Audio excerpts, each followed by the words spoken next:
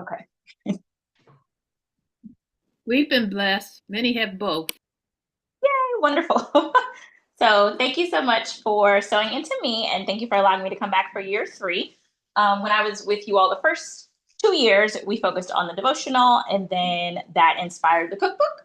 And so that's what we're working with now. If you just have the devotional, there are recipes that you can get access to. If you scan the barcode that's on the back of the book right here, it'll take you to the book bonus website. And then, of course, if you have the cookbook, then you have over 50 recipes that you can use and try for your Daniel fast and beyond.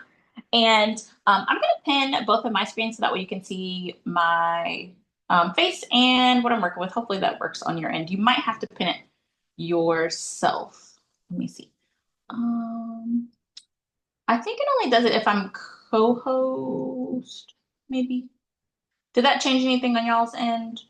No. No, okay. So you might have to do it for them, Pastor Odom. What is it that you need me to do? To pin my two screens so that way they can see like me and then my hands on the other screen. And let me change my name actually on here.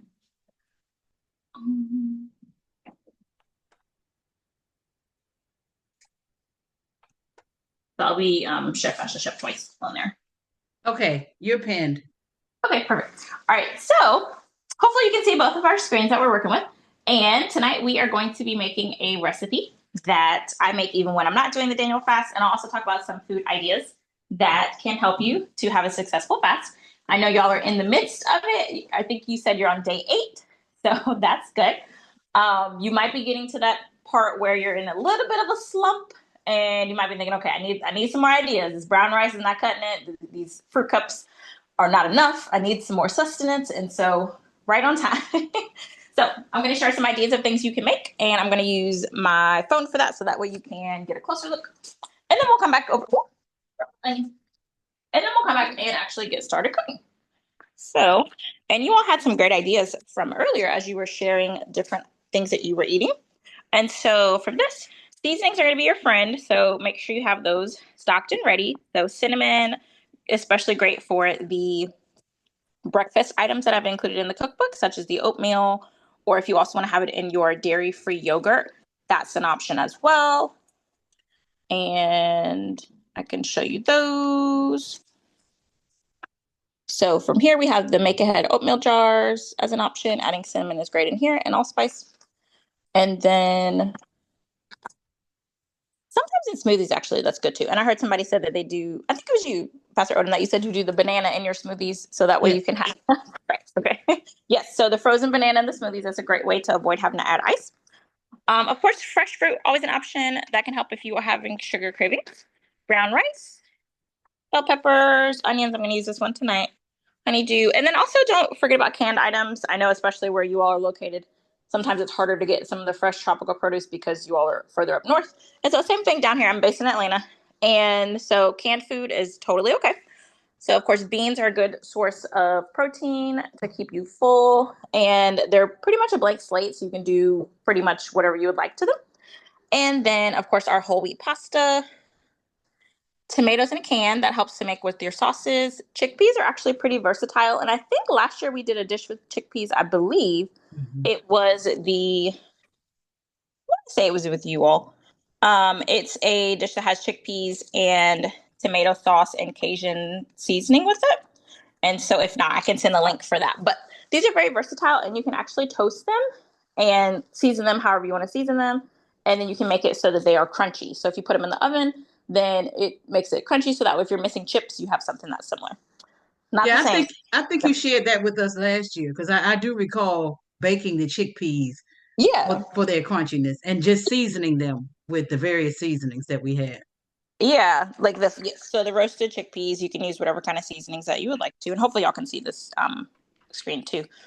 And then, of course, oatmeal as a great option, beans, tomatoes, and then coconut milk. If you're looking for something that you want to add a little bit of creaminess to it, but you want to still stay dairy free to be in compliance with the Daniel fast, and this is a good option.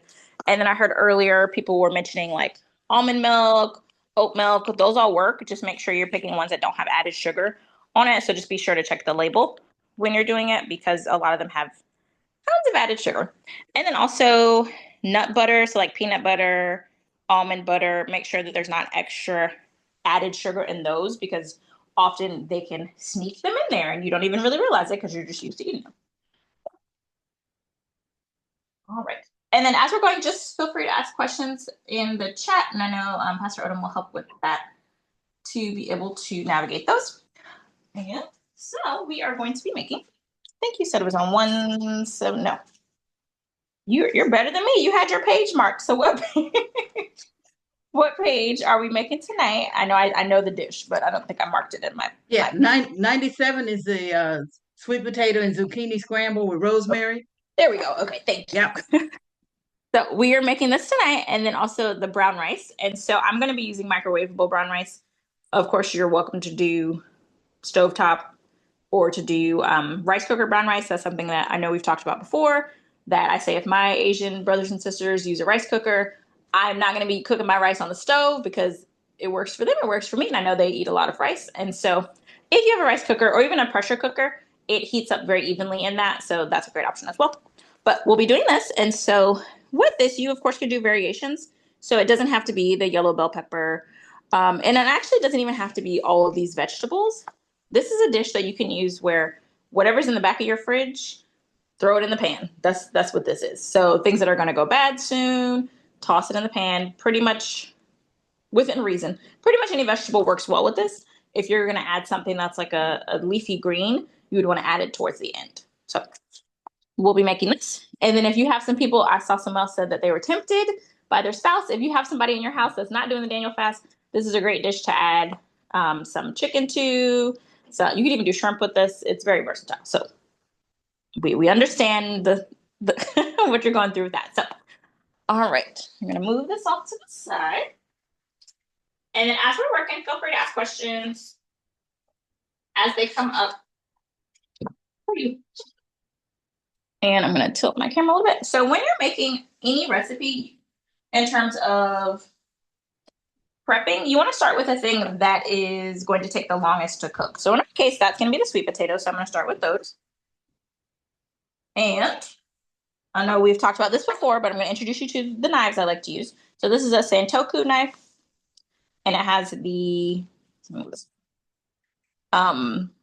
this blade is kind of different than most typical knives. There, can y'all see that? Can you drop a 1 in the chat? Okay, perfect. So this, you can cut tomatoes with this, you can cut potatoes with this. It cuts a lot easier. If you don't have something like this or you have mobility issues, you can use a food chopper, and that's totally fine. And so I'm going to start with my potatoes. If you don't like, and I'm using sweet potatoes.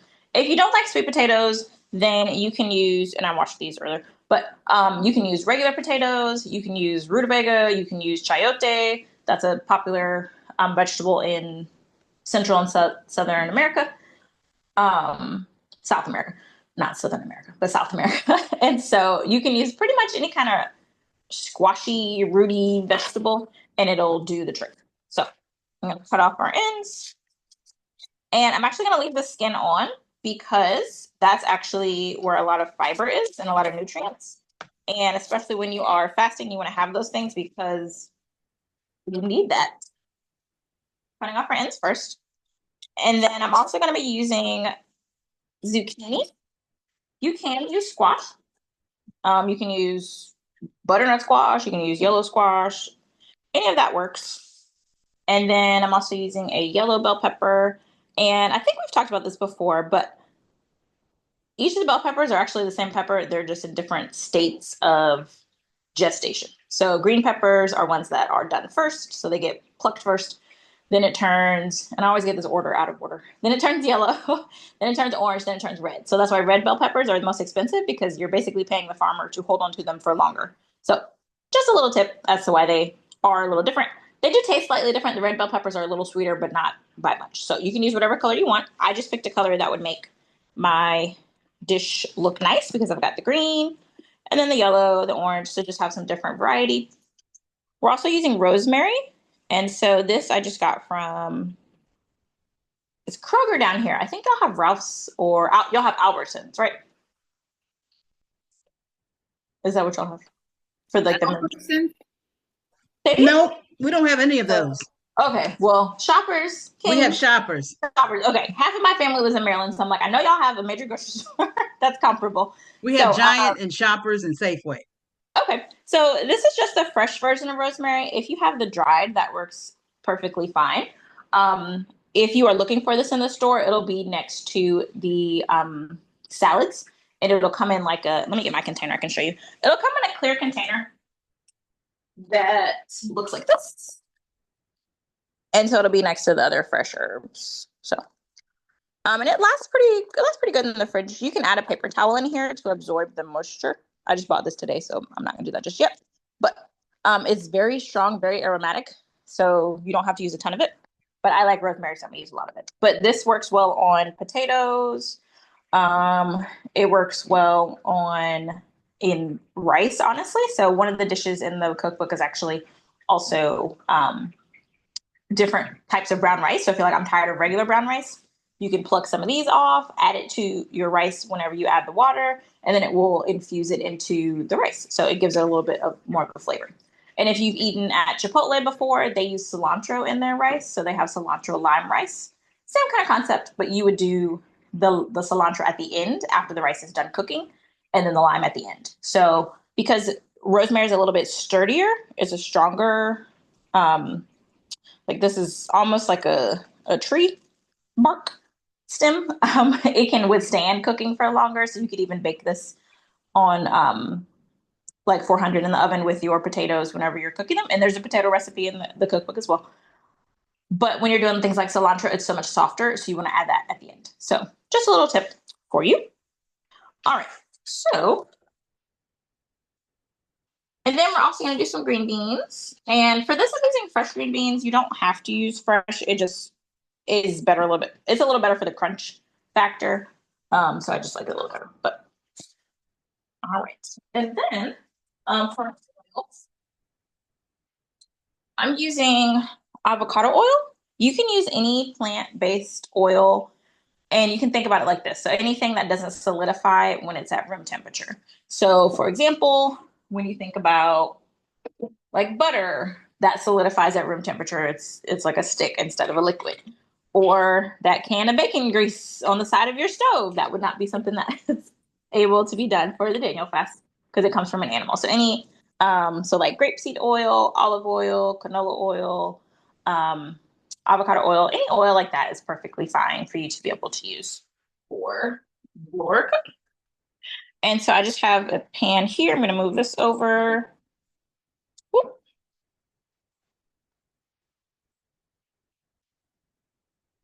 I'm going to shift just a bit. And so I just put some oil in the pan. I did about 1 to 2 tablespoons. And then I'm going to add my potatoes in there and let them start cooking. And I'm using a skillet, but if you're doing this on the stove, you would do over medium high heat. If you're someone who's like, I don't want to cook this on the stove, you can definitely chop everything up, put it in the oven, cook it on 400 for about 30 to 35 minutes, and just check it to see if it's to your liking in terms of firmness.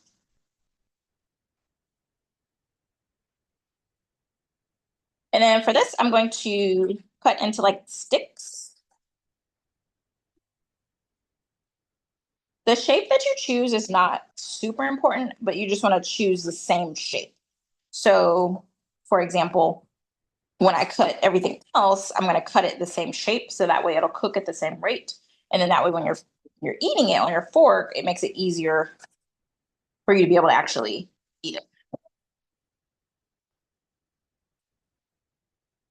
Chef Ashley, I have a question. The oil that you just showed, the avocado oil, I have switched to using that more often now because it's the cheaper. Oils are so expensive. So what I wanted to ask you is there an oil that has a better flavor or avocado oil is just the same? Because that's what I've been using the last couple of months. I'm one of those people who I don't really taste a huge difference between like olive oil and avocado oil. Like to me, avocado doesn't really taste like avocado. But what do you think? Do you feel like it tastes like avocado to you, or not so much? Not so much. It Yeah, blends. yeah. It's just like a very light oil. Unless you're doing, I'm trying to think of an oil that's like really aggressive. Unless you're doing like sesame oil, which is great for Asian dishes. So there's a few Asian dishes in the cookbook. I don't really think the oils typically have a very strong taste. Even from like grapeseed, olive, I don't feel like any of that really. Oh, geez. Okay. If you have a really tough potato like this, you can poke it a couple times with a fork and put it in the microwave for a few minutes, and it makes it easier to cut. So I'm about to do that with this. So, but I don't think that I don't think it makes a huge difference in terms of the taste. I will say you want to make sure that you are getting 100% oil and not a blend, because there are a lot of fake oils out there where it's like, oh, this is avocado oil, but really it's like half avocado oil diluted with canola oil with other stuff. So like this one, this is from Sam's Club, and they have it at Costco too. And it says 100% pure. It doesn't have to be cold pressed, but 100% pure cold pressed avocado oil. So test that too, just to make sure you're getting what you're paying for, because typically avocado oil is a little expensive. But it's cheaper than most, and they sell. I get that from Sam's Club as well. Okay, well maybe it's gone down, but I know like previously it used to be one of the more expensive ones, but maybe the price has gone down with inflation. Or I'm sorry, it's not really inflation; it's corporate greed, because these corporations are charging what they want to charge. But with all of that, the prices can fluctuate and they can be different depending on where you're going. So, because I know with eggs, like that has been going up and down. Well, we can't have eggs. I'm not gonna talk about eggs, but I was gonna give another example. But the prices with that have fluctuated, and some of it is because of like the avian flu as opposed to inflation. So it depends when you bought it and things like that sort. But to answer your question, I don't feel like there's a very strong taste difference between any of them, except for sesame oil. That one tastes very strong, and it has like an Asian, like for Asian dishes kind of flavor. All right. So for that sweet potato that was giving me a hard time, I poked it like 4 or 5 times with a fork, and then I put it in the microwave for about 30 to 45 seconds, and then it makes it easier to cut. So if that's what you want to do instead, that's fine. You can also buy pre-chopped veggies. They have them at most major grocery stores. And Miss Ashley, Yes. the Rosemary, Murray. Now you can get that from HEB, but can you use the dry one that comes in a little bottle? Yes, absolutely. Yes. So I can get mine and show that to you too. Yes, you can use both. The fresh one's just a little stronger, but you can use both. They work perfectly. Okay. That's a good question.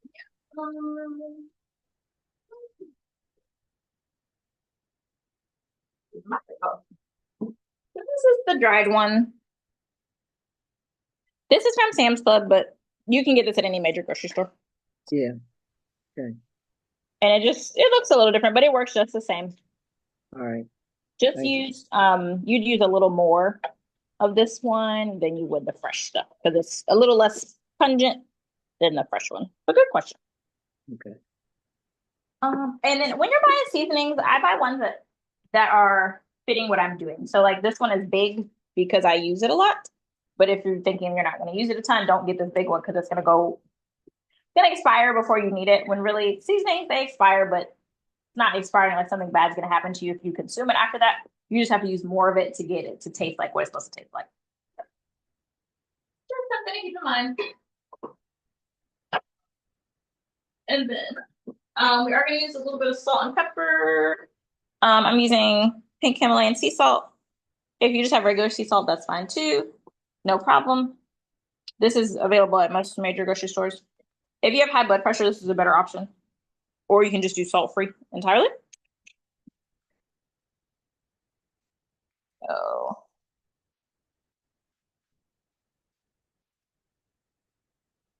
And then I just have a pepper grinder. You can use regular pepper. This is just black pepper. Crushed red pepper would be good in this as well. This is going to be for my kids. I'm not going to do that one because crushed red pepper is a little spicier. But that's an option. White pepper works as well. Get my sweet potato. Let's see if it's any easier to cut or if I need to put it back in.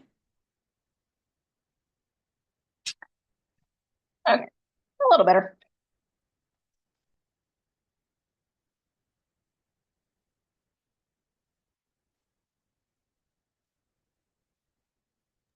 So if, And so if your sweet potatoes are hard to cut, you stick them in the microwave for how long? you can do anywhere from like 30 seconds to a minute. It depends on how big it is. This one was a little round in the middle, so you poke it with a fork first, though. Okay. And that should be on the recipe as well. But yeah, so that's a trick. And it works with regular potatoes too. If you've ever been to the store and you've seen where they have like microwavable potatoes and they're wrapped in saran wrap, it's just a potato in saran wrap. They didn't do anything special to that potato. So it's a marketing gimmick. But you can do the same thing. So if you don't want to wait to bake a potato in the oven, you could microwave it for about 4 to 5 minutes. I don't always recommend that just because it's a potato and it's better to do it in the oven. But if you're in a crunch, that's an option. And then also, if you wanted to do sweet potato fries, you could do these in the oven. So add your oil, add your seasonings, spread them out. So that way they're not right on top of each other. Put them on a pan, and then you can bake them or air fry them for about 35, 40 minutes. And then you got sweet potato fries. All right. So I'm going to do my zucchini next because that's the next amount of time to cook. So just chopping off the ends of it. And then I'm going to cut this in half this way. So that way I can make these stick figures. And I think since the last time we met, my little one was not as active. Now he was running around. I have a 5-year-old and a 1-year-old. Last time we met, the 1-year-old was only 6 months. And so if you hear them upstairs, but Daddy's on duty. All right, I'm going to cut it that way.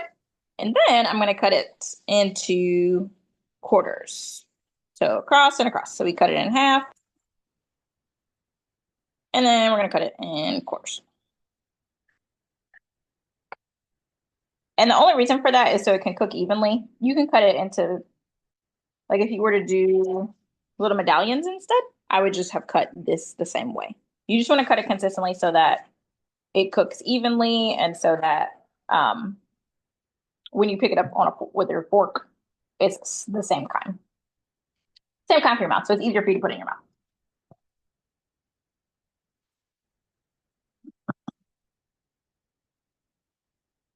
All are quiet. Are you just watching? I mean, you had some questions earlier. I'm watching you handle that knife. That's a large knife. Yeah, I used to do meal prep for families before I had my oldest, and that was he was born 6 months before the pandemic. And once he was born, it was just too much because I was also teaching at the same time. So I would teach children, and then I would go and prep meals for families, and then I would end up getting home like after 9, 10 o'clock, and I wasn't seeing him. So I said, let me figure out something else. And so that's when I moved into doing classes for generally moms to be able to teach them how to make meals faster and not be having to go through the drive-thru all the time. And so, yeah, so I do let my oldest cook with me.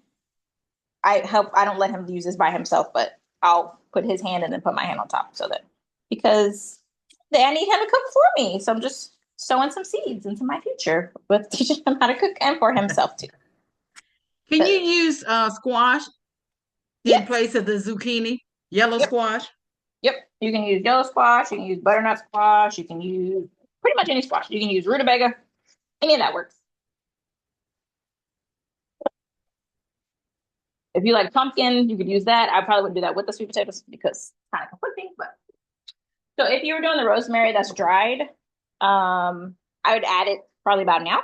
I'm gonna do the fresh one later. And a bit. I'll do it when I add the zucchini.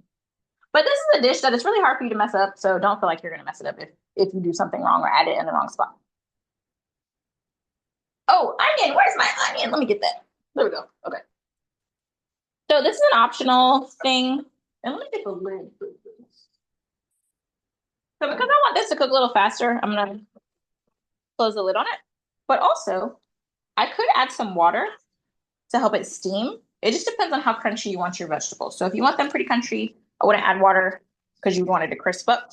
But if you are like, it's okay if it's not soggy, but just not super crunchy, then I would add a little bit of water, and then it'll steam in there, and it's already going to naturally steam as you kind of see the fog. But that's a tip.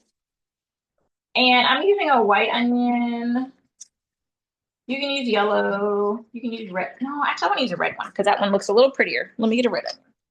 That's what I want to do. Okay. And I say having it look prettier because, especially when you're doing the Daniel fast, you want your food to look nice and you want it to look aesthetically pleasing because then you'll be more likely to actually eat it. So I'm going to chop this up real quick. And you can use about a half of an onion or a whole, depending upon how many people in your family actually like onions. I'm the only onion eater in my family. So I'm going to do half. It's saying that purple onions have a better taste. That's my personal view. They do taste stronger. So if you like how onions taste, then yes, I would recommend using purple onions. Online, you'll probably hear that you should only use these for like non-cooking things, so like a salad or stuff like that. But I like them cooked as well. So I just like onions, so however it is. But yes, these do have a stronger aroma and they're more pungent. So if you like onions, then yes, go for the gold with the red ones. Scallions are also a really nice, slightly different option. Those are great in Greek dishes as well. So if you're like, I'm going to do something a little different, then definitely try that. But you can use yellow onions. You can use white. Those will work. And so sorry, I'm just going. I didn't explain to y'all. My apologies. So I peeled it off and then I cut off the edges. And I could have left the part that was like attached. So you know how when you peel the onion, you have one side that's attached to it. People say that if you leave that attached, it's easier to chop without crying. I don't typically cry when I cut onions, so I don't do that. But if you do, that's an option. Or you can run it under cold water, and then that helps it for the enzymes to not basically attack your eyes.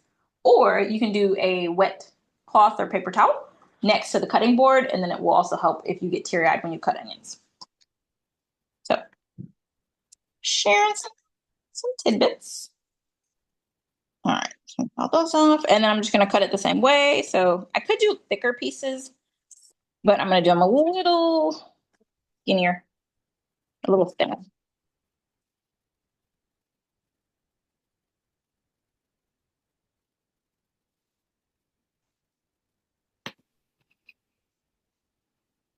Now I do also have another option of what I could do. I could take my sweet potatoes out, put them in a separate dish, and then add my onions. Or I could just place my onions in the middle, which is what I'm going to do, with a little bit more oil. You could also cook your onions and peppers first, but I like to cook in the order of how long it's going to take stuff to make, how long it's going to take for stuff to cook. So I never thought about onions with sweet potatoes until I saw the recipe.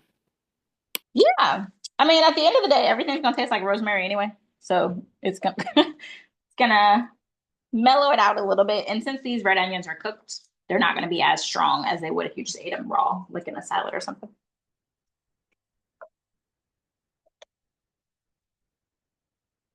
And so I'm just separating them. This thing keeps. Okay. And my thing keeps turning off, my little skillet, because once it gets to a certain temperature, it just says, okay, I'm here. I'm going to turn down. But if you're cooking this on the stove, it would be a little faster. So I'm just doing this so y'all can see what I'm working with.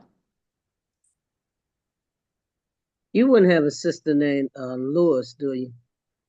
Me? Mm-hmm. No, I have a sister named Debbie that lives near you all, and half my mom's side of the family lives up there. But no cousins or sisters named Lewis. Y'all speak just like Oh. Oh. Her name was Dr. Lewis, but that's her last name. Oh, okay. What's her first name? I don't know. Oh, okay. I don't know her first name. Might be long lost cousins, maybe. But I'm originally from South Carolina, and then I've been in Georgia since 2000. Yeah, that's where she's from. Okay, then we might be cousins. We might be cousins because my dad's side of the family's there, and then I have some other aunts and stuff that are down there. Okay. All right. So let that do its thing. All right. Then I'll put my cover back on to get faster. But what's going to happen is it'll start to get like this. And that's going to pull like the sugar that's in the sweet potato out. Not so it's super sweet, but it just will make it taste good. So let that sit for a little bit. I'm going to cut my bell pepper. And I always suggest having a trash bin while you're cooking. I know they do it on the TV shows, but it's actually convenient and nice. And if you ever wanted to make your own veggie broth while you're doing the fast, all those scraps from all the vegetables you're cooking, that's a great way to do it because you can put them in water, throw it in the crock pot or the Instant Pot, and let it cook for about 4 hours or longer. And then add water, peppercorn, celery, things like that, and then you'll be able to have some broth. All right, so for our bell pepper, we can cut it a couple different ways. We can follow the lines on the bell pepper, or we can just do this situation, cut it in half, pull it apart, and then stick our hands in there, pull that out. If you're doing the stuffed pepper recipe, I would suggest the way I just showed you. So there's 2 stuffed pepper recipes. One's an Italian style, one's a Mexican style dish or Mexican inspired style dish. So you cut it in half and then pull it apart. And then just reach in there and then grab the seeds and take them out. And then one thing I like to do to get the seeds out is I knock. So like because the seeds get stuck all in there, I'll knock like this and they'll come out. All right. And, rinse my knife off.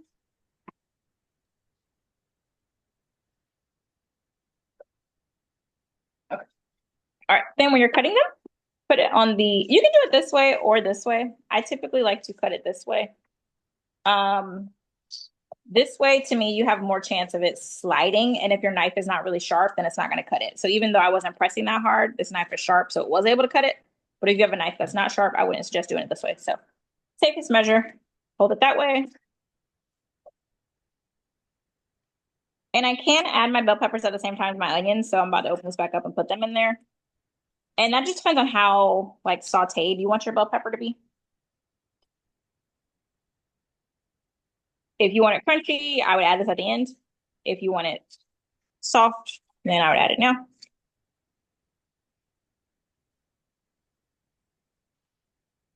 All right. All right. Can y'all see that okay? You let me know by dropping a 1 in the chat if you can see the dish. I want to make sure it's in frame for you. Yes, we can see it.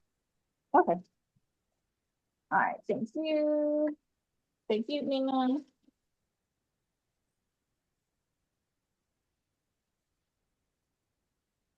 Now, you might be thinking, well, why didn't she add? Actually, no, I'm going to add my zucchini. I'm sorry. Let's do the zucchini. Might be thinking, where's the onion powder and the garlic powder? Now, if you're adding that, you definitely can add it on the danielfast. However, because the sweet potatoes needed a little longer to cook, and this is just sitting, and it's not, it's just sitting on top. I don't want it to burn, so I'm going to add it now. But I wanted the sweet potatoes to cook a little bit before I put it in there, because what can happen with the sweet potatoes and with the onion powder and the garlic powder is it can just burn. So I'm gonna add that. I'm gonna wait on my bell peppers to let these zucchini cook down a little bit. And zucchini naturally has water in it, so it helps with hydration. And it's another good addition to your water, cucumber as well. But with it, this is going to actually help my sweet potatoes to steam a little bit. So that way I don't have to add water. I can add water, but I'm going to let that cook a little bit. And then work on my beans and snap those. And so just snapping off the ends. And these are just green beans. You can buy the ones that are already pre-trimmed.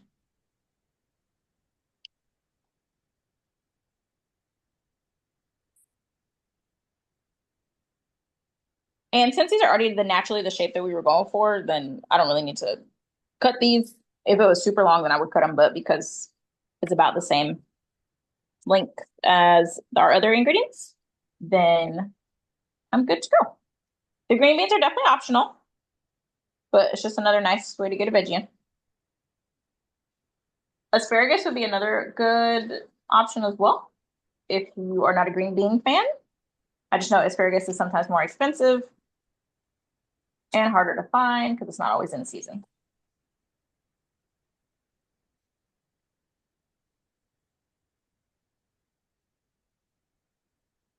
Also, if you were doing brown rice with this, I would have made that first. I'm sorry. I am making brown rice, but I'm using the microwavable version. But if you were doing the stovetop or the not crock pot, Instant Pot or the pressure cooker version, put your rice on first. And then that way it can cook while you're doing this. Because you have the sweet potatoes, rice is kind of optional. It just depends on, I know like my husband might be like, so what else are we having with this? What goes with this? And so I like to add a little something extra. Or if you have growing kids, then good option to have something a little extra for them. I see in the book you also have Italian seasoning. What kind of Italian seasoning do you use? I use the store brand. Nothing. Oh, and I'm sorry. This is Tony's, but I've also used store brand before. This one I like because there's no salt in it, but I'll show you the ingredients. So this one has oregano, marjoram, thyme, basil, rosemary, and sage. So, and this is just the Tony's. This one's from Sam's Club, but I've used the store brand Italian seasoning before. Most of them are going to have some kind of combination of this. They're typically always going to have oregano in it, basil, thyme, mostly rosemary. It depends on the other one. So,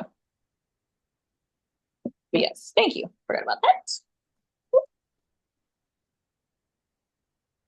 Okay.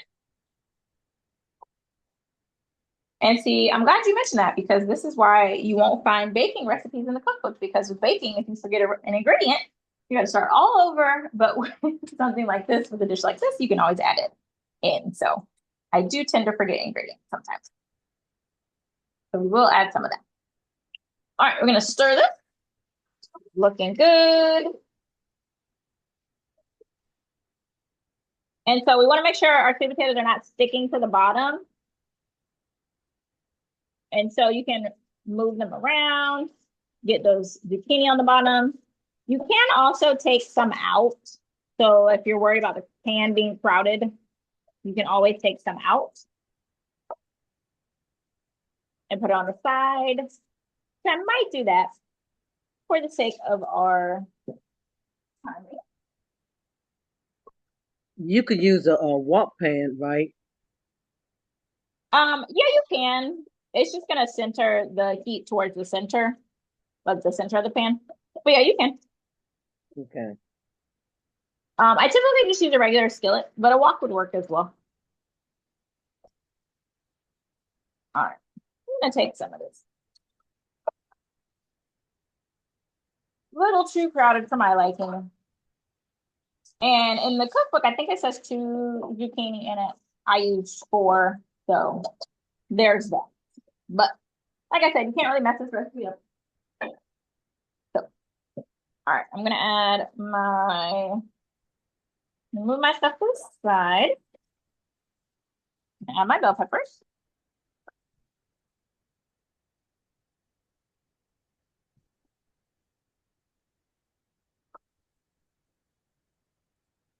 And if you have an air fryer, you can also do this in the air fryer. Okay. Oh, really? Yep. So you would mix all your vegetables. So cut everything up, season it up, add your oil, shake it around a little bit, and then pop it in there. It depends on your air fryer for how long you need to cook it, but I would do 400 degrees.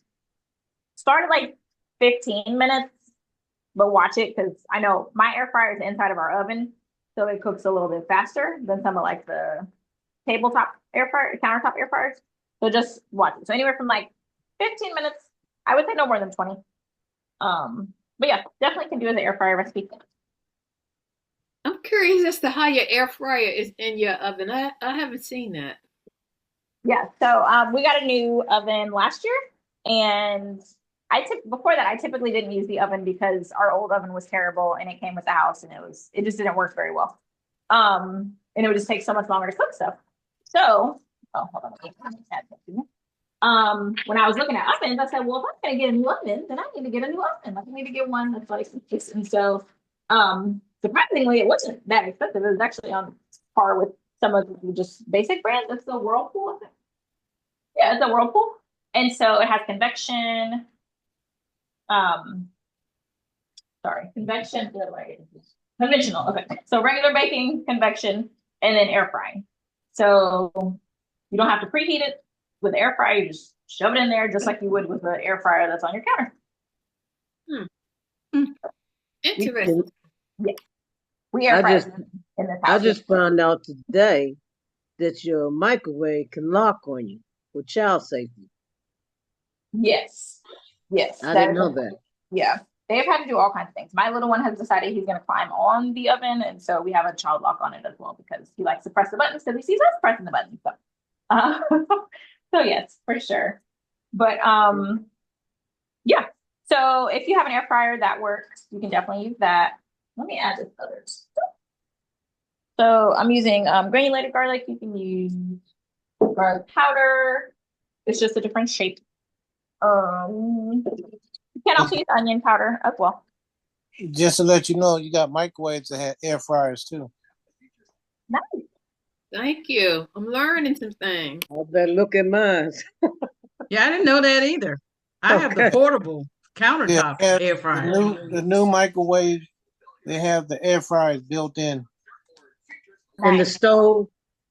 And the stove has it built in too. Yeah, that's what I got. One sit up in the stove. That's pretty neat.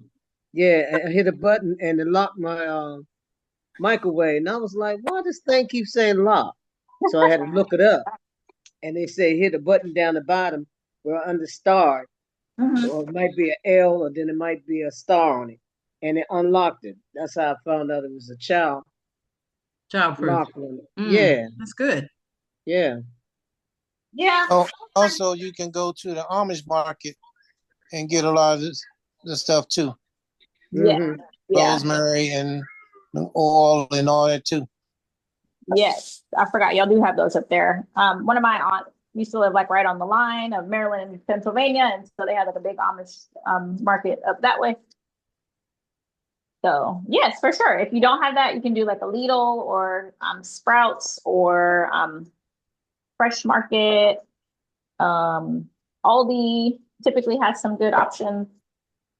All right. So got that going. And I'm gonna move this over so y'all can see this a little better. Move my green beans. But yes, for the air fryer, we put pretty much everything in there. Pizza, cookies, when you're not on the fast cookies. But so like the frozen cookies that come in the pack, or if you make them yourself, they're delicious on the air fryer setting. Okay. Move this over this way. But for the fast, let's see the vegetables. The vegetables on the air fryer setting are also good as well. So we've got some nice color going on. And then I added the Italian seasoning. I'm gonna do the rosemary after I added my green beans. I'll fix my tripod. One moment.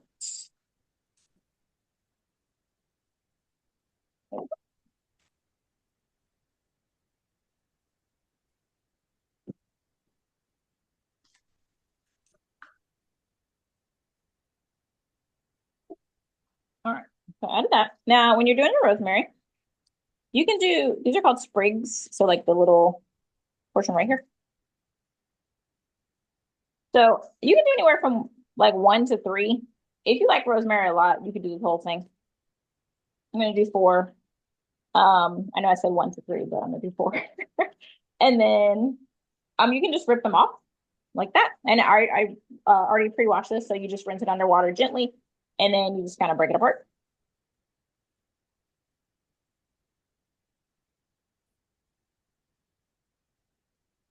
Toss it in there. You can also do this trick to do it this way. So hold it upside down. Let me do it. I'll do it here. It might be kind of hard to see. Hold it upside down and then pull up. And then they'll fall off. So this was the part that came on in the stem. And then I'm going to turn it upside down. Go like this. And then it comes off. I didn't do it all the way because I'm on top of the counter, but.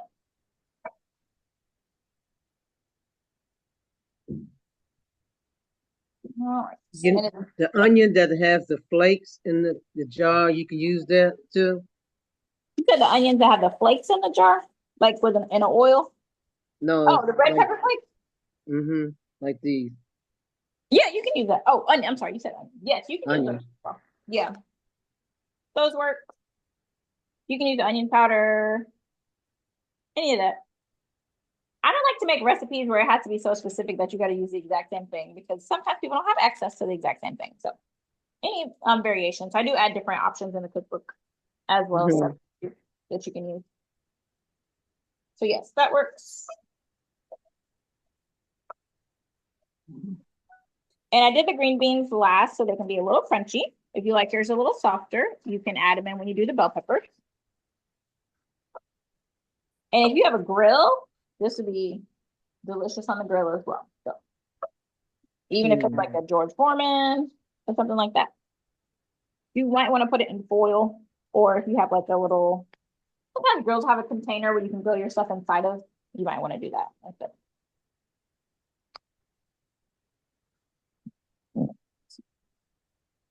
And so I'm gonna turn this down a little bit so it doesn't get too hot. And then the way to kind of see if everything's done is if your sweet potatoes are done. So like when I'm squishing this one, it's not going all the way through. So I'm gonna let it cook a little longer because I want it to be soft. Because this is still gonna be, that's not cooked yet. So I put my lid back on. And do the last bit of rosemary. And one of the nice things about cooking recipes that are vegan or meat-free is that you can taste this stuff and then you won't get sick. Like there's no worry of salmonella or things like that because there's no meat. Unless there's like a recall, because we know that's gonna happen. But outside of that, you can taste it and test it and see if it's a good fit. So I do want to go over some of the different components in the cookbook. If you have yours, go ahead and grab it. And then if you don't have it, then I know you all sold out. So I'll put the link in the chat of where you can order it from. And it's available on Amazon. If you go to that link, it has a button for Amazon. Or you can order from my site, and then I will add a few little extra goodies in there for you. Because it'll come from me instead of from Amazon. So I didn't know we were sold out. Ugh. Say it again? I didn't realize they were sold out. That's a good thing. Yeah. Yeah, we sold the last one Sunday. I went to get one Sunday, and that's okay. Yeah. Well, you gotta go to the link and grab one there then, and then I'll make sure you get yours. So the on the site, that is a difference. The church we did spirals. Yes, correct. I want to say we did mostly spirals or all spirals. You did spirals. Okay, so if you got from the church, I sent spirals. I do have this in hardcover and paperback. So whatever option works well for you. All of them are the same kind of paper on the inside. So it's glossy coated paper. So that means when you're cooking, if your hands are wet, the pages will not smudge. And then also let me go to like a recipe, for example. This is the recipe we did last year with you all with the chickpeas. What page is that? This one's 102. Thank you. You're welcome. And so this is a Cajun skillet. And so typically when I'm off the fast, I'll do this with shrimp and andouille sausage. But on the fast, you can use chickpeas, and it works well with brown rice. So we made this last year. And what I was saying is on the pages, there's actually a place for you to rate the recipe. You won't hurt my feelings because I won't see the rating, but that way you know for next time if you liked it or didn't like it or what changes you want to make. So if you're writing in it, you want to use a Sharpie because since it's coated, a regular pen will smudge. So just make sure you're using a permanent marker when you're writing it. So just want to add that note. All right. Yeah, good to know that. I didn't know why those little stars were in there. Yeah. In the book. So because sometimes when you make recipes, you are like, oh, I really need to make this again, or I don't remember if I made this before, and I want to make sure that I remember next time I should add a little bit more of this, or this was not to my liking. And I'm all about making it so that it works for you, because I know different people have different palates. And for the recipes for this cookbook, I made them a little bit on the lighter side in terms of not as heavily seasoned, because just thinking about the purpose of the Daniel fast is you're not really supposed to be indulging in pleasant meals, as the scripture says. But for some of us, vegetables are pleasant. And so that's kind of a thin line and kind of hard to tell. So of course, use your own sacrifice and use your own direction from the Lord and the Holy Spirit to tell you what is too much for you. So for me, typically, I don't try to do recipes that have smoked paprika in it, because that's my favorite seasoning. So when I'm on the Daniel fast, I don't eat those, because that's, to me, it's not as big of a sacrifice, because it's one of my favorites. And then like with peanut butter, it's one of my favorite foods. So I try not to have stuff with peanut butter on the Daniel fast, because if I do, then it's like, okay, this is just like every other time. So each of the recipes have the prep time, cook time, and total time. And there are over 50 recipes, but I tried to pick ones that were easy to prepare, that didn't have a lot of hands-on cooking, and also to provide variations of them. So let's see. So for example, this is the jar salad option. And even if you're not doing a salad, putting things in mason jars preserve them very well. So as you're chopping up your fresh produce, your fruits, your vegetables, sticking it in a mason jar helps a lot to have them not go bad in the fridge. And then one other thing. This dish is similar to the one that we're making tonight. It has a slightly different seasoning profile, but this one does go in the oven. However, you can also make it on the stovetop. So just keep that in mind, that you can just swap it out. And then I've also tried to include, where possible, QR codes to see how to make the recipe. So if I had a video that was applicable over on my YouTube, then I included a QR code. So if you use your phone and you open your camera, it'll actually scan this and open the link. So there's that. And then I want to go over, at this point, y'all are probably pretty knowledgeable what foods you should or shouldn't eat, but that's also included in the cookbook as well. And so thinking about all the different options that you can have is always reassuring, because I know when we're on the Daniel fast, it can be something where you think, oh, I can't eat anything. But in actuality, there's a lot more you can eat that you can't eat than you can't eat. So fruits, vegetables, whole grains, seeds, legumes, like beans, nuts, plant-based oil. So you were asking about oils earlier. This is on page 21. Sorry, Miss Diane, you were asking about this earlier, but this is on page 21. So some of the plant-based oils that are here. So olive oil. You're welcome. And I do want to say there's actually a digital copy. So if you, for example, if you're thinking you want to get a copy, but you don't have time to wait to get the physical copy, even though I'll ship it within a day or two of you ordering it, if you get the physical copy, you automatically get access to the digital copy if you order on my site. So you'll get the PDF version as well. All right, so olive oil, peanut oil, sunflower, coconut, avocado, sesame, grapeseed, palm, flaxseed, etc. And then those nut butters, so like peanut butter, almond butter, sunflower butter, things like that. And those plant-based milks that we talked about earlier. And then next section, foods to avoid. So these are foods that you want to stay away from while you're on the fast. So no meat. And the way that I think about it is no meats, no sweets, no added sugar, or heavily processed foods. So that helps to kind of catch all things. Let me check this. Burn. All right, looking good. Let me check my sweet potato. Oh, I forgot I turned it down. Let me turn it back up. Okay. So I think about it like that, and that makes it easier to think like, okay, can I have this? Is it a meat? Did it have a face previously? No. Is it a sweet? Okay, no. Does it have added sugar? And of course, natural sugars are fine. So if you're doing those smoothies, just make sure, I think at the beginning you mentioned, Reverend Odom, that to watch out for those smoothies that are from restaurants, because they do often add added sweeteners, especially like Smoothie King, Tropical Smoothie. They add a sweetener to it, but if you ask them not to, then they won't. So you can tell them to leave it out. It tastes a lot different when you ask them to leave it out, but just keep that in mind. All right. Then heavily processed foods, that it's something that's kind of a personal decision, because some people think, oh, well, I can't have food in a can because that was in a process, or I can't have frozen food because that was a process. But to me, unless you were going and growing your own vegetables, growing your own fruit, every food that you get is going to be going through some type of process. And nutritionally, frozen and canned items typically have about the same amount of nutrition as fresh items because now they freeze things at the peak of freshness or they try to can it at the peak of freshness. And so you are not having to wait as long to get something. And so, for example, like avocados, those are actually frozen to distribute to different parts of the United States in particular, because if you wait for an avocado to get to you, it would go bad by the time it gets to you because they're so quick to ripen. So just some things to keep in mind. And then here, this is a video that shows you, if you scan this code, this shows you how to look out for sugar on labels, because often sugar is not called sugar. It's called something else, like sucrose or sucralose or dextrose or whatever. So checking out those labels and making sure that you are in compliance.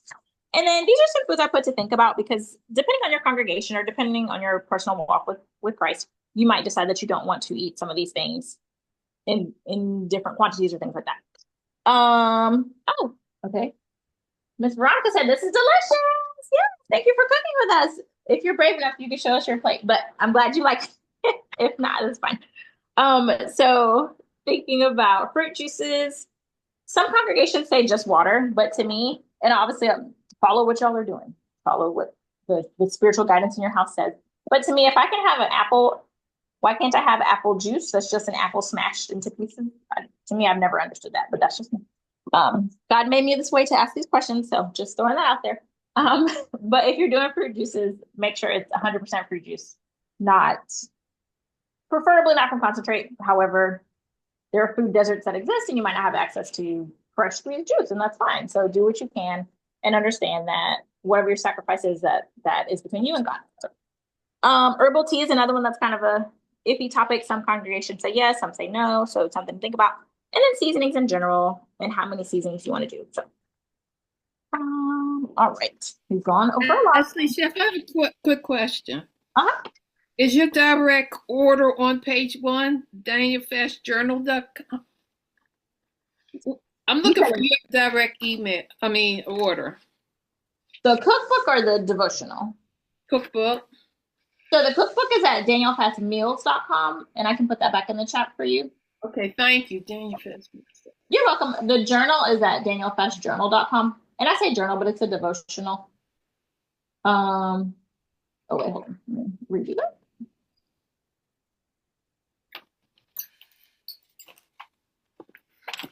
And so on there, you can get either spiral, hardcover, or paperback. And with either of them, you'll get a copy of the digital version, so the PDF version. And then also within here, there are, and I think our dish is done, so I'm going to turn this off. There are also meal plans. So I know y'all are moving into week 2, but in the plan section, there are meal plans that will help you to be able to structure out your rest of your time.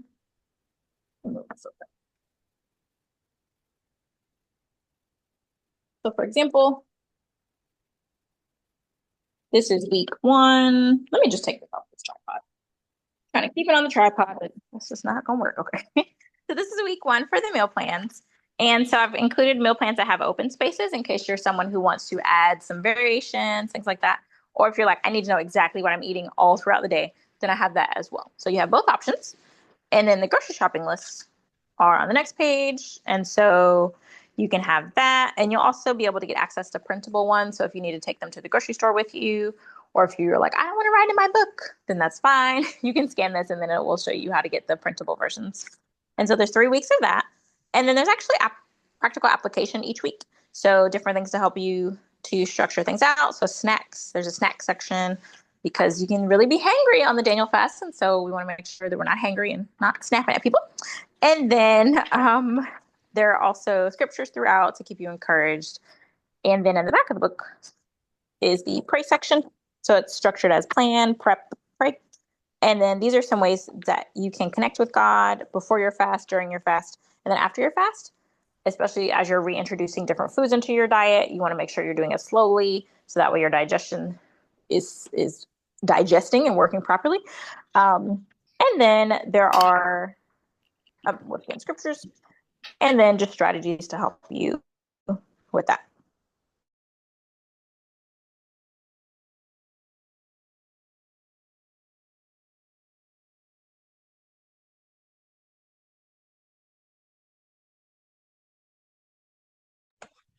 She's frozen?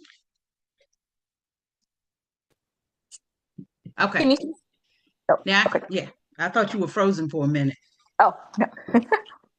So this is a devotional. This is how it all started. Back in 2018, I was walking out of the sanctuary, and one of our ushers, the pastor had just announced we're doing the Daniel fast, and one of our ushers was like, "I don't know what I'm gonna eat." And at that time, I had just started my food business, literally less than 6 months before. I had only done the Daniel fast once or twice before, and so I ended up doing daily email devotionals, sending out to members of my church to keep them encouraged, keep them inspired, send out meal plans and weekly recipes. And then during that process, over the course of 21 days of writing all those emails, people were like, "This should be a book." I said, "Oh, that's a good idea. So let me make it a book." And so this came out in December 2020. And at this point, and I say we, my sister and I, but I've sold over 4,000 copies of this one. And then this one came out a year ago, and about around a year ago, and then we're at a little over 500 of this one. And so it's just been a blessing to see how this has blessed people's lives and how it's been able to help people to be able to have some structure for their fast so that way they can focus on God instead of stressing out about what they're going to eat. So I'll do a quick overview of this one, and then we're going to try our dish. It looks good. And Miss Veronica said it was good as well. So here we just have an introduction of the purpose of the fast, strategies to help you to really focus on the fast, things to do each day, each week. At the start, medical disclaimers. Of course, if you haven't already, please consult with your doctor if you have any kind of medical conditions that might prevent you from doing the fast. If you're pregnant, if you have diabetes, any kind of medical condition, definitely check with your doctor just to make sure everything's on the up and up. And then just a shorter food list of what you can have, much shorter than what's in the cookbook. And then this next section is to help you to plan out your meals, even when you're not doing the Daniel fast, because it can be so hard to think about what do you want to eat, what are you going to have for dinner on a regular basis, and you don't really want to spend that time doing that during the fast. So helping you to plan out your meals. And then the meal planners are in here. So breakfast, lunch, dinner, snacks, and then scriptures each week to keep you focused and encouraged. And then each day, each devotional is about 2 to 3 pages, not super long. It helps you to be able to set an intention for your day and to make sure you're being consistent with your prayer time with God. And so each day includes the devotional as well as scriptures and a place to reflect. And I can't remember if this was in existence before, but since we met last time, I actually also have a Bible plan on the YouVersion Bible app. And so it's basically this for the first 6 days with a few tweaks. So if you are someone who needs it on your phone, then you can check that out because I wanted to make it accessible. And also I have a lot of people who are international and they might not be able to afford things like this. And so making it accessible to people was important to me. All right, let's check this out. Any other questions? I know I'm doing a lot of talking. Okay, check out our dish.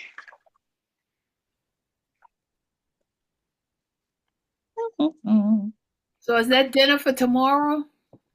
Well, my husband just finished putting the oldest to bed, and I heard him transition to the youngest. He's a tussler, so he will probably eat this for dinner because it'll take him some time to put that one to bed.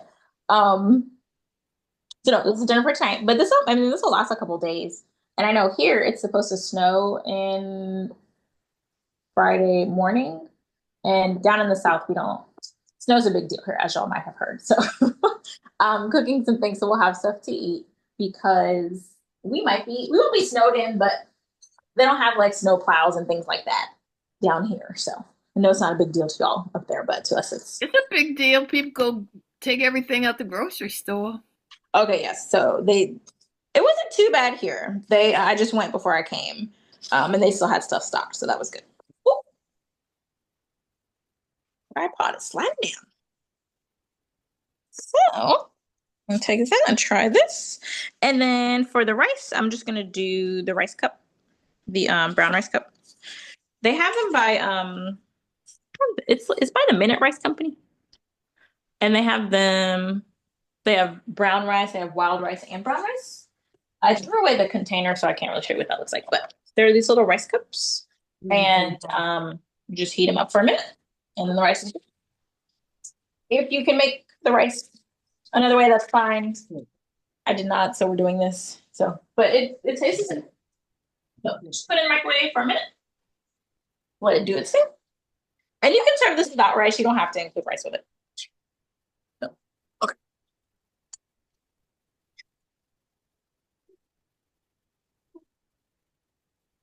And if you had somebody in your family who was not doing the Daniel fast, if you were making their, like if you did chicken tenders or something with it, you could do it. You could cook that last. So maybe do your vegetables and then cook the chicken last, or you can do 2 separate pans side by side. And then that way, if you're a little tempted, it'll at least be separate. So.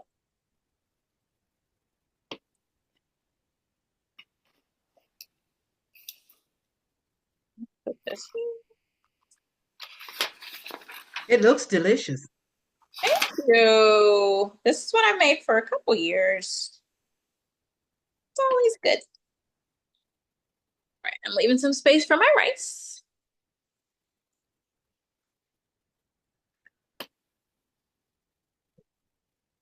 This is brown and wild rice. You can do any kind of whole grain. So even like couscous, quinoa. Quinoa is actually a seed, but you can use that as well. Just avoiding things like white rice. Okay.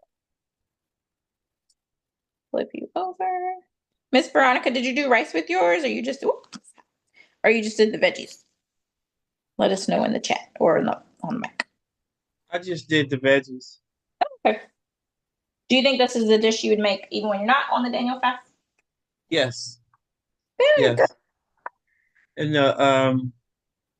the fresh rosemary is very, very fragrant. I enjoyed that. Yes, it is very fragrant. Yes. And it's cheaper than the dried. Oh, it is where you are? Okay. That's good to know. Oh, also carrots. If you're like, I don't like sweet potatoes, carrots would work too. I just thought about that because it looks like a carrot, but it's not. So. Sorry to eat in your faces, but. But yeah, this is good. The rosemary has everything together. I probably do a little bit more pepper. I made it a little less spicy for my kids, but just make sure you're salting it throughout. And it won't be too salty if you're using the sea salt. If you use regular salt, then it would be. But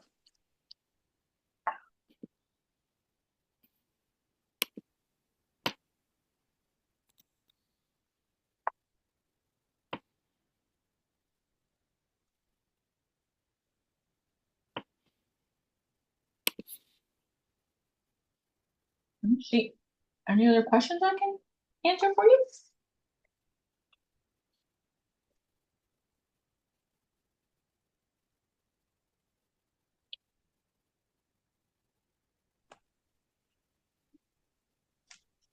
Well, it looks like it's delicious.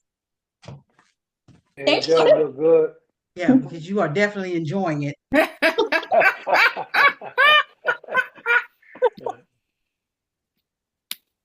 Yes, it is. And it's just very fresh. And it can be, sorry, let me chew my food. My mom would be at this point. Let me chew my food. It can just get kind of old eating the same vegetables all the time. Just eating like steamed broccoli, things like that. So just having a fresh approach to it. And then I cooked my onions down a little bit, but if they were still, not as cooked, they were not as cooked down. Let me get that coloring to show you. So like you get some of the purple in there, which is nice. And then even like a pop of red, if you did a red bell pepper in here, then that would be good too. But pretty easy to make, easy variations. Yeah, and just something fresh. And then I don't know your name, but the woman who asked about the fresh versus dried, I do try to include measurement differences for fresh or dried seasonings. So that way you at least know how much. But keep in mind the recipes that are in this book, like I said, are they're not overly seasoned because it's more from a standpoint of being on the Daniel fast. So if you see some of my other recipes, if you end up following me on different platforms, and you'll see I'm using more seasoning on other recipes. But I just did it as a kind of a way for reverence to be sacrificial in our eating. So. I have a question in reference to sometimes you can get the peppers and onions in the frozen food section of the store. Mm-hmm. Is it okay to use those as well? Yeah, so it's all about, and I'm going to crunch in the phone just so you can hear, because I'm about to reference this, but I don't know if you can hear that crunch. Yeah.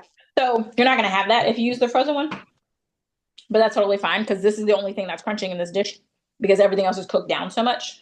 Like if I used onions, and I don't think I have any, I would actually, let me check and see.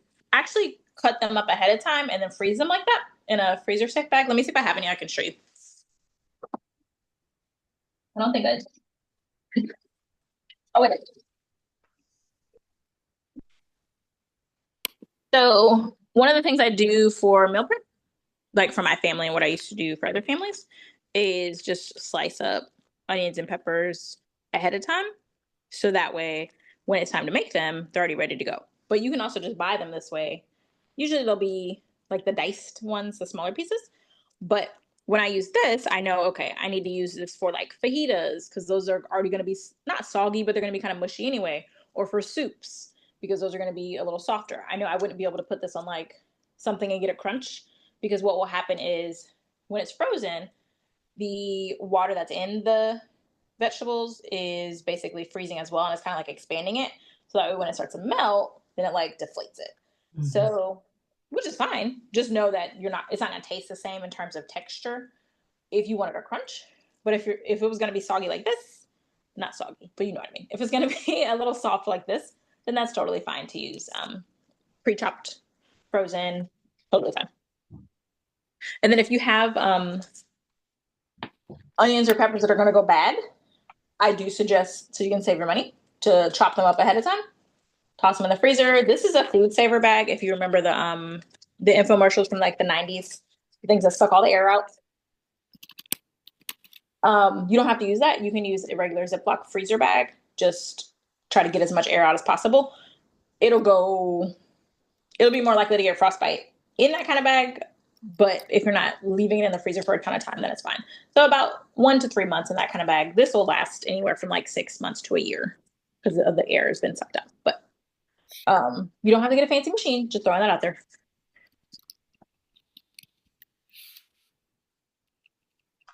But yeah, good question. Anybody else have any questions? No, I'm getting ready to go to the grocery store get my sweet potato. Good. I'm just fascinated with the air fryer, so I think that's how I will prepare mine. It's definitely in the air fryer. Yeah, the air fryer is an amazing invention.